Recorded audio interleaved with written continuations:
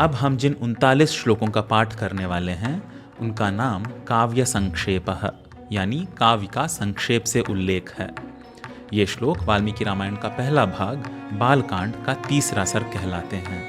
इनमें 1 से लेकर 6ठे श्लोक तक नारद जी की कथा सुनने के बाद वाल्मीकि जी ध्यान में बैठ जाते हैं और राम की कथा की गहन अंतर्दृष्टि प्राप्त करते हैं। 7 से 15वें श्लोक तक वाल्मीकि रामायण की रचना का आरंभ करते हैं और राम के जन्म, उनके गुणों और विश्वामित्र के साथ उनकी यात्रा से लेकर सीता से विवाह तक की घटनाओं का वर्णन करते हैं। 16 से लेकर 27वें श्लोक तक राम का वनवास, सीता का अपहरण, सुग्रीव और हनुमान के साथ मित्रता और लंका के युद्ध की महत्वपूर्ण घटनाओं का वर्णन करते हैं।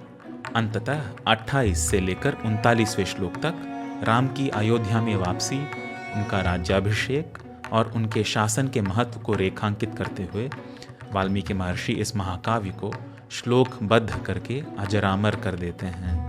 पाठ में प्रवेश करने से पहले आपसे विनती है कि विद्या, धन या कौशल किसी भी रूप में आप हमारा इस बृहद प्रयास में सहयोग दें। इसके लिए सारे लिंक्स आप डिस्क्रिप्शन और पिन्ड कमेंट में पा सकते हैं। इस वीडियो को लाइक करना न भूलें, हमारे चैनल को सब्सक्राइब करें और इस वीडियो को सबके साथ शेयर करें। आपके समर्थन के लिए बहुत बहुत धन्यवाद।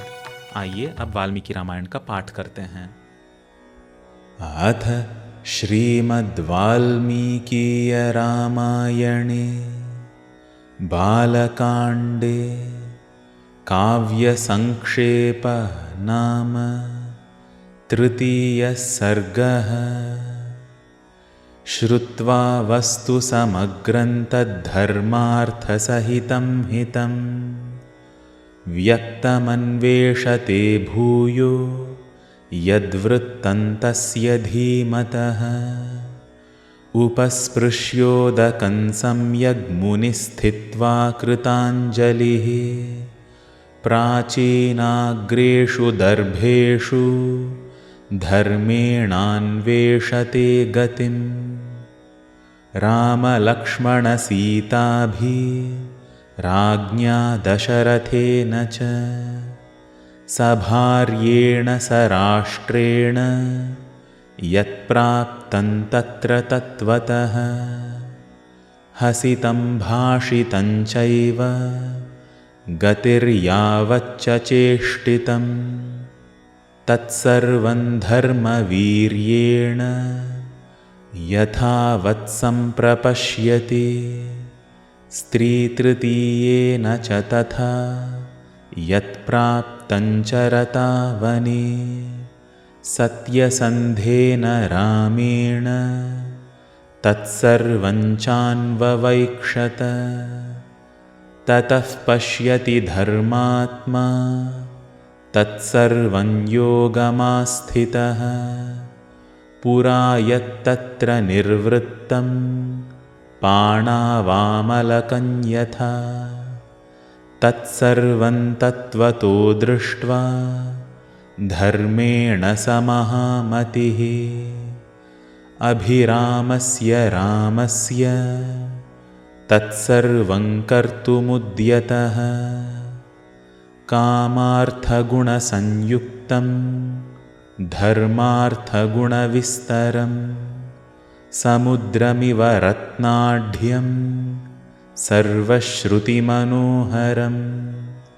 स यथा कथितं पूर्वं नारदेन महात्मना रघुवंशस्य चरितं चकार भगवान् मुनिः। जन्म रामस्य सुमहद्वीर्यं सर्वानुकूलतां लोकस्य प्रियतां क्षान्तिं सौम्यतां सत्यशीलतां। नानाचित्राः कथाश्चान्या विश्वामित्रसहायने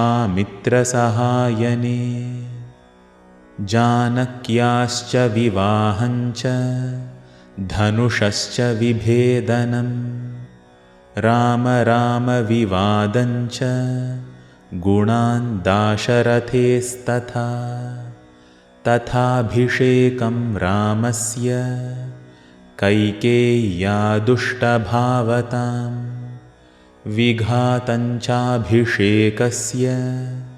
रामस्य च विवासनं राज्ञः शोकं विलापञ्च परलोकस्य चाश्रयं प्रकृतीनां विषादञ्च प्रकृतीनां विसर्जनं निषादाधिपसंवादं सूतोपावर्तनं तथा गङ्गायाश्चापि सन्तारं भरद्वाजस्य दर्शनं भरद्वाजाभ्यनुज्ञानाच्चित्रकूटस्य दर्शनं वास्तुकर्मनिवेशञ्च भरतागमनं तथा प्रसादनञ्च रामस्य पितुश्च सलिलक्रियां पादुकाग्र्याभिषेकञ्च नन्दिग्रामनिवासनं दण्डकारण्यगमनं विराधस्य वधं तथा दर्शनं शरभङ्गस्य सुतीक्ष्णेन समागमम् अनसूयासमाख्याञ्च अङ्गरागस्य चार्पणं दर्शनञ्चाप्यगस्त्यस्य धनुषोग्रहणं तथा शूर्पणख्याश्च संवादं विरूपकरणं तथा वधं खरत्रिशिरसोरुत्थानं रावणस्य च मारीचस्य वधं चैव वैदेह्याहरणं तथा राघवस्य विलापञ्च गृध्रराजनिबर्हणं कबन्धदर्शनं चैव पम्पायाश्चापि दर्शनं शबरीदर्शनं चैव फलमूलाशनं तथा प्रलापञ्चैव पम्पायां हनूमद्दर्शनं तथा ऋष्यमूकस्य गमनं सुग्रीवेण समागमं प्रत्ययोत्पादनं सख्यं वालिसुग्रीवविग्रहं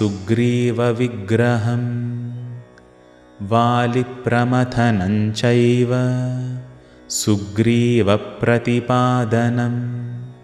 ताराविलापं समयं वर्षरात्रनिवासनं कोपं राघवसिंहस्य बलानामुपसङ्ग्रहं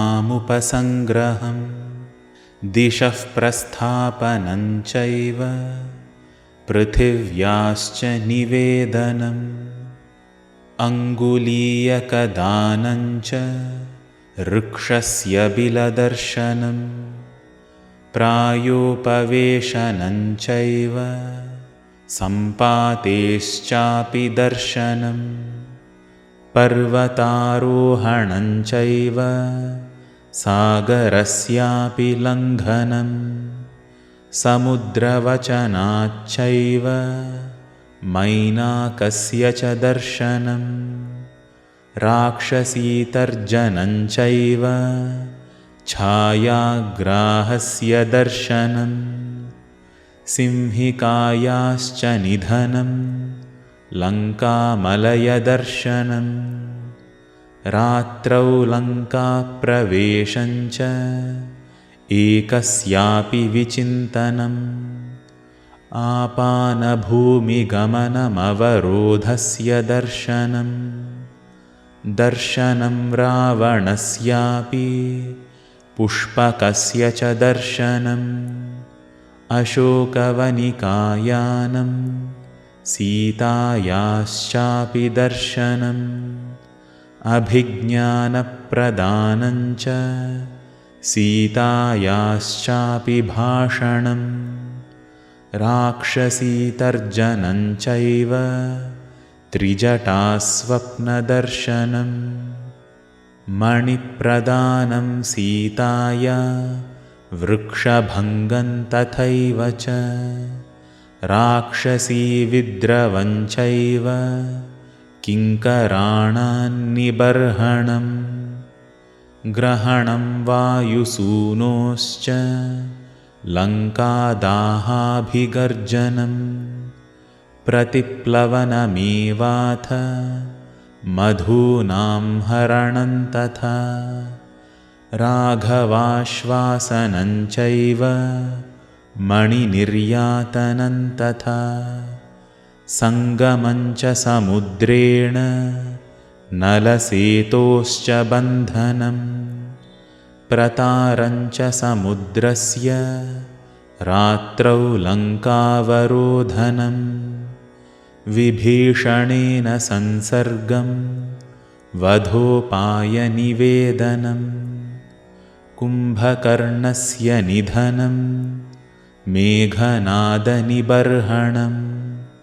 रावणस्य विनाशं च सीतावाप्तिमरेः पुरे विभीषणाभिषेकं च पुष्पकस्य च दर्शनम् अयोध्यायाश्च गमनं भरद्वाजसमागमं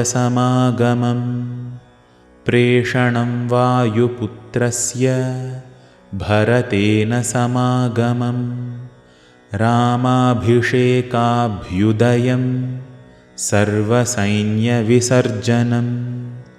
स्वराष्ट्ररञ्जनं चैव वैदेह्याश्च विसर्जनम् अनागतं च यत्किञ्चिद् रामस्य वसुधातले तच्चकारोत्तरे काव्ये वाल्मीकिर्भगवान् ऋषिः। इत्यार्षे श्रीमद् रामायणे वाल्मीकीये आदिकाव्ये बालकाण्डे काव्यसङ्क्षेपः नाम तृतीयः सर्गः।